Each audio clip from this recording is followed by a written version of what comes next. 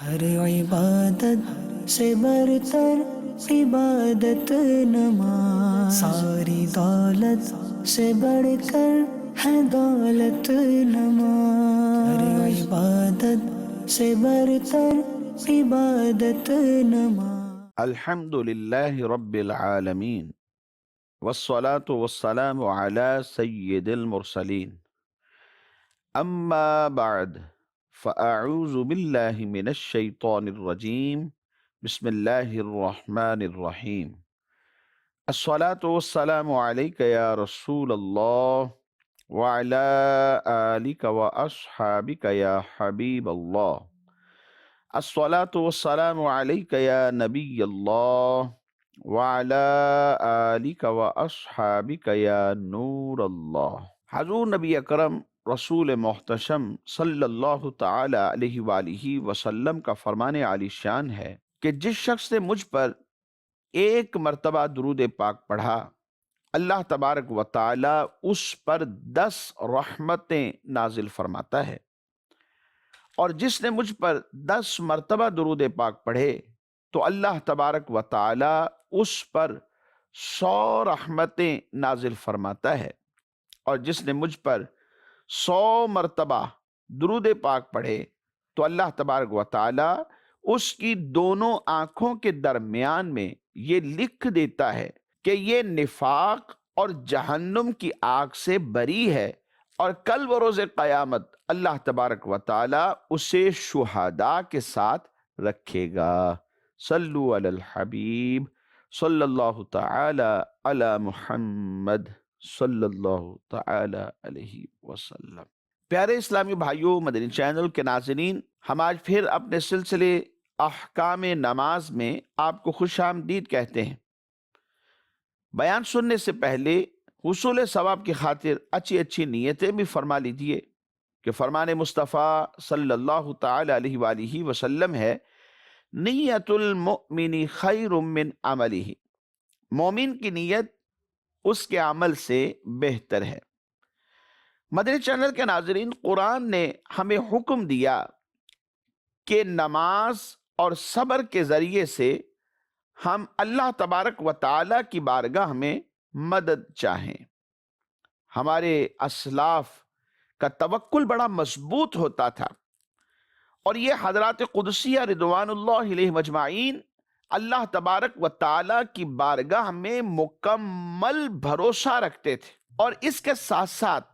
جب بھی ان کے اوپر کوئی مشکل امر آ جاتا، کوئی مشکل معاملہ درپیش ہوتا تو صبر کرتے، نماز کے ذریعے سے اللہ تبارک و تعالی کی بارگاہ میں مدد حاصل کرتے۔ یعنی نماز کو اور صبر کو اللہ تبارک و تعالی کی بارگاہ سے مدد کے ملنے کا کوئی ذریعہ اور وسیلہ بنا لیتے، اور یہ نماز اور ان کا جو صبر کرنا ہے یہ ان کے مصائب و آلام کی دوری اور مشکل معاملات میں آسانی کا سبب اور وسیلہ بن جایا کرتا تھا۔ آئیے ایک حکایت سماعت فرمائیے۔ حضرت ابو الحسن سری سقطی رحمت اللہ تعالی علیہ آپ کی خدمت میں آپ کی پڑوسن آ گئی اور عرض کرنے لگی، اے ابو الحسن، رات میرے بیٹے کو سپاہی پکڑ کر لے گئے ہیں، شاید وہ اسے تکلیف پہنچائیں گے، براہ کرم میرے بیٹے کی سفارش فرما دیجئے، یا کسی بھی شخص کو میرے ساتھ کر دیجئے، وہ آپ کی طرف سے جا کر سفارش کر دے۔ آپ کی پڑوسن کی اس فریاد پر حضرت ابو الحسن سری سقطی رحمت اللہ تعالی علیہ کھڑے ہوئے اور نہایت خشوع اور خضوع کے ساتھ نماز میں مصروف ہو گئے۔ جب کافی دیر گزر گئی تو اس عورت نے کہا کہ اے ابو الحسن، جلدی کیجئے، کہیں ایسا نہ ہو کہ حاکم میرے بیٹے کو کہیں قید میں نہ ڈال دے، یعنی آپ کے پہنچنے سے پہلے یا آپ کی طرف سے کسی قاصد کے میرے ساتھ جانے سے پہلے وہ کہیں قید میں نہ ڈال دے، کہ اگر حوالات میں بند کر دیا، قید میں ڈال دیا تو پھر اسے چھڑانا تو مشکل ہو جائے گا۔ حضرت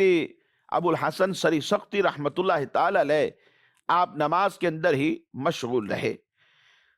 پھر سلام پھیرنے کے بعد اس بڑھیا سے، اس پڑوسن سے فرمانے لگے، اے اللہ تبارک و تعالی کی بندی، میں تیرا ہی معاملہ تو حل کر رہا تھا۔ ابھی یہ گفتگو ہو ہی رہی تھی کہ اس پڑوسن کی، اس بڑھیا کی خادمہ بھی وہاں آن پہنچی اور کہنے لگی کہ بی بی جی گھر چلیے۔ بھائی وجہ کیا ہے گھر جانے کی؟ کہا اس لیے کہ آپ کا جو بیٹا ہے وہ گھر آ گیا ہے۔ یہ سن کر وہ آپ کی پڑوسن، وہ بڑی بھی بہت خوش ہوئیں اور آپ کو دعائیں دیتی ہوئی وہاں سے رخصت ہو گئی۔ مدنی چینل کے ناظرین ذرا غور کیجیے، حضرت ابو الحسن سریسختی رحمت اللہ تعالی علیہ اپنے گھر میں ہی رہے، کسی قاصد کو نہیں بھیجا، نہ کسی کے ساتھ ملنے کے لیے گئے کہ میں جا کر کے وہاں اس بڑھیا کی سفارش کر دوں اور اس کا بیٹا حوالات سے باہر آ جائے اور گھر پہنچ جائے۔ اور آپ فرما یہ رہے ہیں کہ میں تمہارا ہی معاملہ حل کر رہا تھا۔ کیسے؟ نماز کے ذریعے سے۔ اللہ تبارک و تعالی نے ہمیں صبر اور نماز کے ذریعے سے مدد حاصل کرنے کا حکم دیا ہے۔ جب قرآن کا حکم موجود ہے اور ان حضرات کا توکل بھی بڑا مضبوط ہوا کرتا تھا، اور پھر اس کے ذریعے سے یہ اللہ تبارک و تعالی کی بارگاہ سے مدد کو حاصل کرتے تھے۔ نماز پڑھی اس نیت سے کہ اللہ تبارک و تعالی اس بڑھیا کے لیے آسانی فرما دے، اور اب تبارک و تعالی نے ویسا ہی فرما دیا جیسا حضرت ابو الحسن سریسختی رحمت اللہ تعالی علیہ چاہ رہے تھے۔ اسی طرح ایک اور واقعہ سماعت فرمائیے۔ حضرت سیدنا عقبہ بن نافع رحمت اللہ تعالی علیہ کا جو لشکر ہے افریقہ میں ایک بار کسی ایسے مقام پر پہنچ گیا کہ جہاں پر دور دور تک کہیں بھی پانی نظر نہیں آتا تھا، کوئی نام و نشان نہیں کہ کہیں تھوڑا سا پانی نظر آ جائے، کوئی کنواں، کوئی چشمہ، کوئی نہر، کوئی دریا، کہیں بھی پانی کا نام و نشان دور دور تک نظر نہیں آ رہا تھا۔ اور اسلامی لشکر شدت پیاس سے بے تاب ہو گیا۔ حضرت سیدنا عقبہ بن نافع رحمت اللہ تعالی علیہ نے 2 رکعت نماز پڑھ کر اللہ تبارک و تعالی کی بارگاہ میں دعا کے لیے ہاتھ اٹھا دیے۔ ابھی مدنی چینل کے ناظرین دعا ختم بھی نہ ہوئی تھی کہ ایک منظر دیکھا گیا کہ آپ کا جو گھوڑا تھا اپنے پاؤں سے زمین کو کریدنے لگا۔ حضرت عقبہ بن نافع رحمت اللہ تعالی علیہ نے اٹھ کر اس مقام پر جا کر دیکھا، تھوڑی مٹی ہٹ چکی تھی اور ایک پتھر نظر آ رہا تھا۔ تو آپ نے اپنے ہاتھوں سے جیسے ہی اس پتھر کو ہٹایا تو ایک دم اس کے نیچے سے پانی کا ایک چشمہ ابلنے لگا۔ اس قدر پانی نکلا، اس قدر پانی نکلا کہ سارا لشکر سیراب ہو گیا۔ تمام جانوروں نے خوب پانی پیا، اور جو لشکر میں لوگ موجود تھے انہوں نے اپنی اپنی مشکوں کو بھر لیا کہ ضرورت کے وقت یہ پانی کام آئے گا۔ پھر اس بہتے ہوئے وہاں چھوڑ کر آگے روانہ ہو گئے۔ اللہ تبارک و تعالیٰ کی ان سب پر رحمت ہو اور ان کے صدقے ہم سب کی بے حساب بخشش ہو۔ مدنی چینل کے ناظرین، جب بھی کوئی مصیبت آ جائے یا بلا نازل ہو یا کوئی بھی نازک معاملہ درپیش ہو جائے، کوئی پریشانی آ جائے تو فوراً نماز کا سہارا لے لینا چاہیے۔ ہمارے پیارے آقا صلی اللہ تعالی علیہ وآلہ وسلم بھی کوئی بھی اہم معاملہ درپیش ہوتا تو نماز میں مشغول ہو جایا کرتے۔ تاریخ گواہ ہے، احادیث اٹھا کر دیکھیں، کیونکہ نماز تمام اذکار اور دعاؤں کی جامع ہے، پورا کرنے والی ہے۔ اس کی برکت سے رنج و غم سے انسان کو راحت مل جاتی ہے، سکون اور اطمینان مل جاتا ہے، غم دور ہو جاتے ہیں، فرحت و سرور کا احساس انسان کے دل میں بالکل واضح نظر آتا ہے۔ یہی وجہ ہے کہ حضور نبی پاک صلی اللہ تعالی علیہ وآلہ وسلم حضرت بلال رضی اللہ تعالی عنہ سے فرمایا کرتے کہ اے بلال ہمیں نماز سے راحت پہنچاؤ، یعنی اے بلال رضی اللہ تعالی عنہ اٹھیے، اذان دیجئے تاکہ ہم نماز میں مشغول ہو جائیں اور پھر ہمیں اس نماز کے ذریعے سے راحت مل جائے۔ حضرت عبداللہ بن مسعود رضی اللہ تعالیٰ عنہ فرماتے ہیں جب تم آسمان سے گڑ گڑاہٹ کی آواز کو سنو تو نماز کی طرف متوجہ ہو جاؤ۔ اسی وجہ سے ہمارے فقہاء کرام رحمہم اللہ تعالی نے اپنی کتابوں میں لکھا کہ جب تاریکی یعنی اندھیرا چھا جائے یا شدید ہوائیں چلنے لگیں تو اس وقت نماز پڑھنا یہ بہتر ہے۔ حضرت عبداللہ بن عباس رضی اللہ تعالی عنہما کے بارے میں یہ بات منقول ہے کہ بصرہ میں زلزلہ آیا تو آپ رضی اللہ تعالی عنہ نے نماز پڑھی۔ ہمارے ہاں تو بھاگ دوڑ پڑ جاتی ہے، چیخو پکار ہونے لگتی ہے، ہر شخص پریشان نظر آنے لگتا ہے، اور پریشانی کی بات تو ہوتی ہے، کیا پتا اللہ تبارک و تعالیٰ کی خفیہ تدبیر ہمارے بارے میں کیا ہے۔ لیکن جب یہ مصیبت آ گئی، شدید ہوائیں چلنے لگیں، زلزلے آ گئے، طوفانی ہوائیں آ گئیں، بارش شدید ہو گئی، اس انداز میں کہ وہ بندے پر پریشانی کا سبب بننے لگے،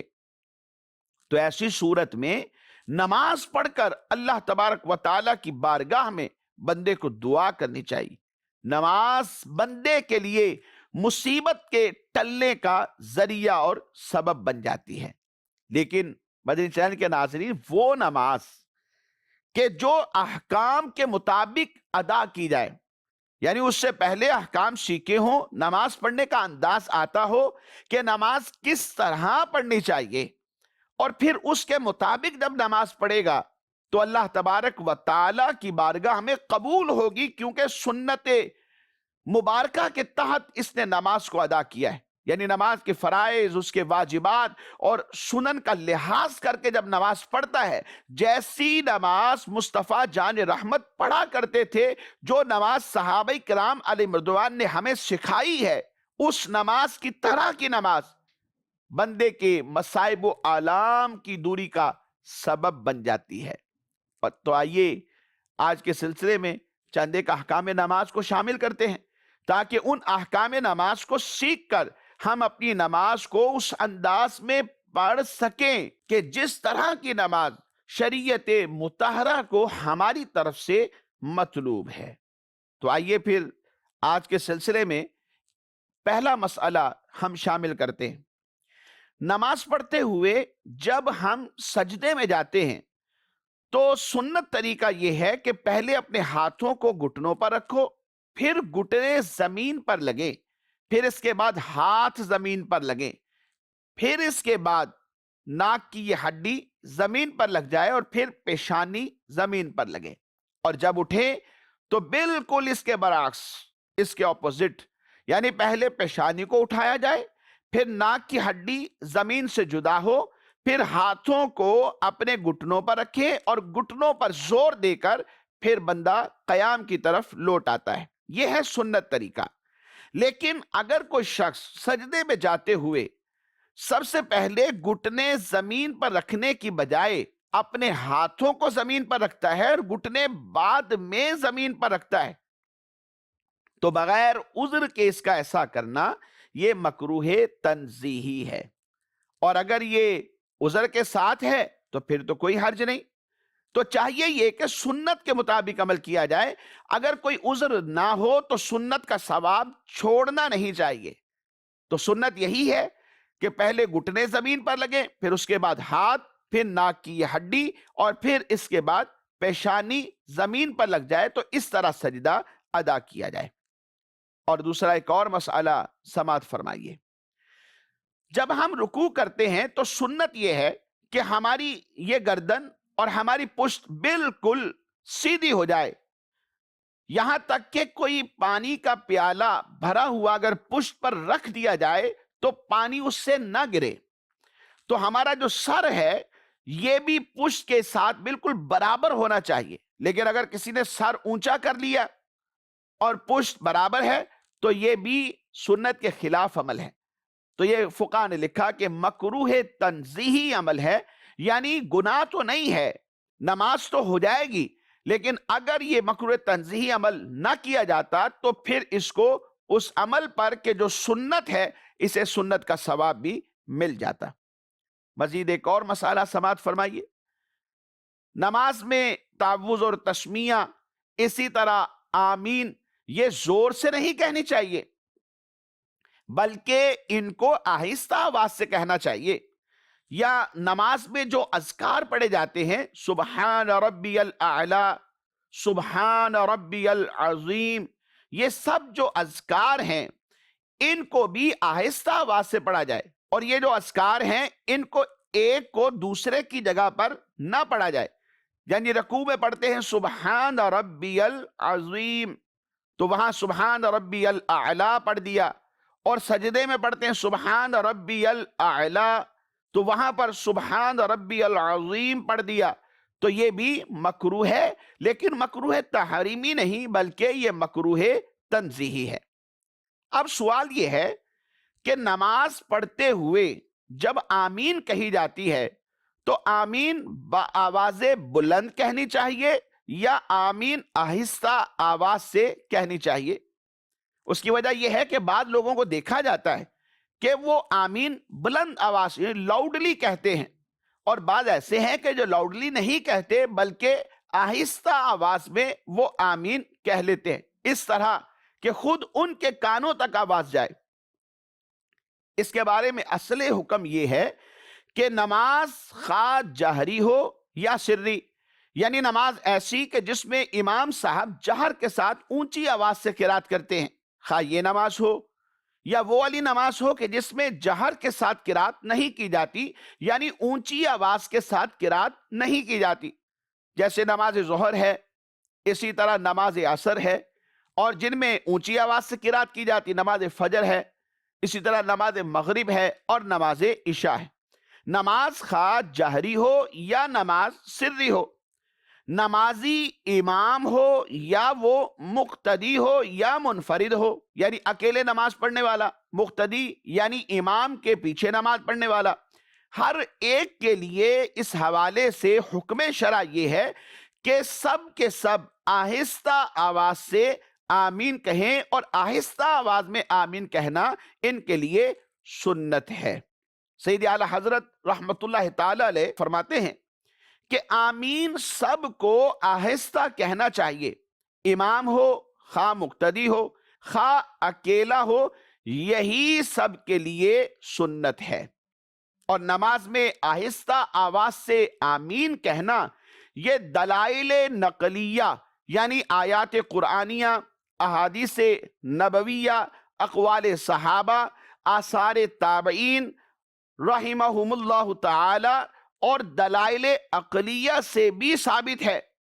اس لیے سنت طریقے کے مطابق عمل کرنا چاہیے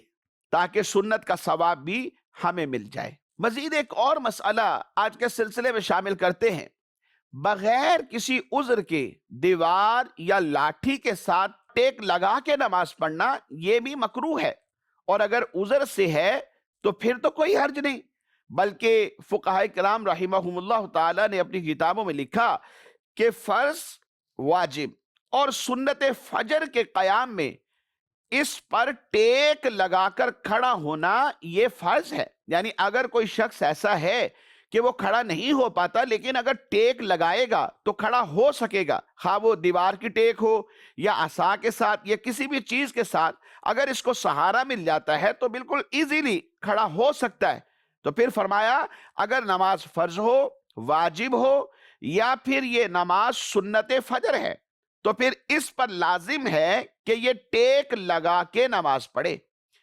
کیونکہ بغیر اس کے قیام اس سے ادا نہیں ہو پا رہا، لیکن آسانی کے ساتھ اگر یہ ٹیک لگائے گا تو یہ قیام کر سکے گا، قیام تو اس کے اوپر فرض ہے، تو اس فرض کی ادائیگی کے لیے اس عذر کی بنا پر فقہاء کرام نے اس کو اجازت عطا کی ہے۔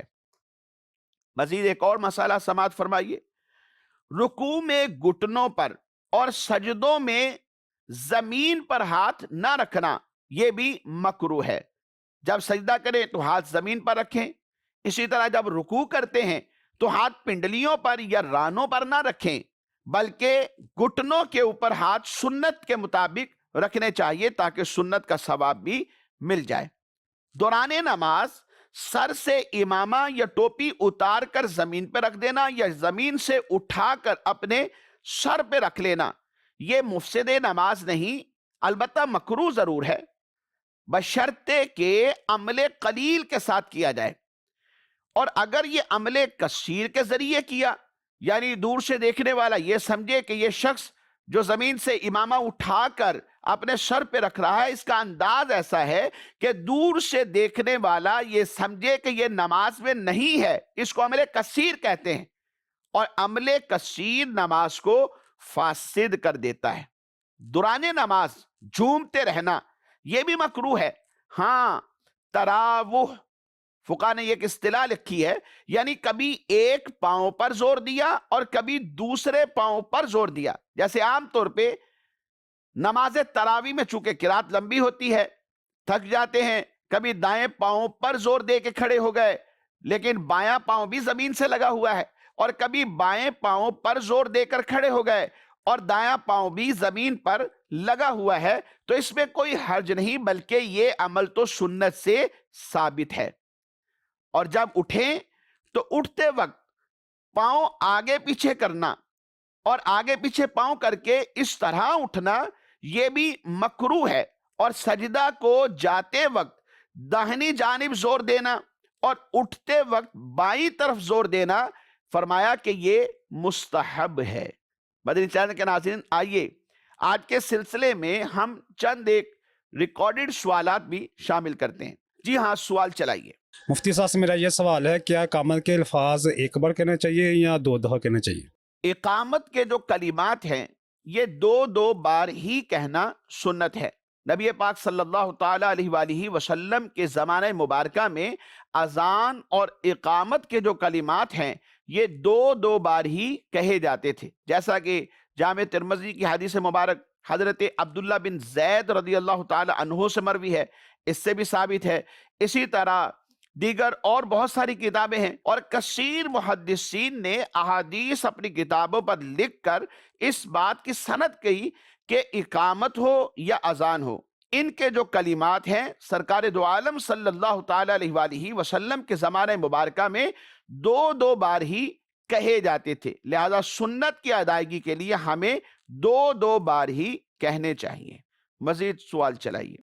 میرا مفتی صاحب کی بارگاہ میں سوال عرض ہے، اگر امام پر سجدہ صاحب واجب نہیں تھا، اس نے اپنے گمان میں سمجھ کر سجدہ صاحب ادا کر لیا، تو اب اس کی نماز کا کیا حکم ہے؟ اس کا جواب ارشاد فرما دیں۔ امام پر اگر سجدہ صاحب واجب نہیں تھا، اس نے یہ گمان کر کے کہ مجھ پر سجدہ صاحب ہے اور کر لیا، یا اس نے احتیاطی سجدہ صاحب کیا، تو اس صورت کے اندر امام اور ان سب افراد کی نماز ہو جائے گی کہ جو پہلی رکعت میں ہی امام کے ساتھ نماز میں شامل ہوئے تھے، اور وہ مقتدی جو مسبوق ہیں یعنی بعد میں آ کر شامل ہوئے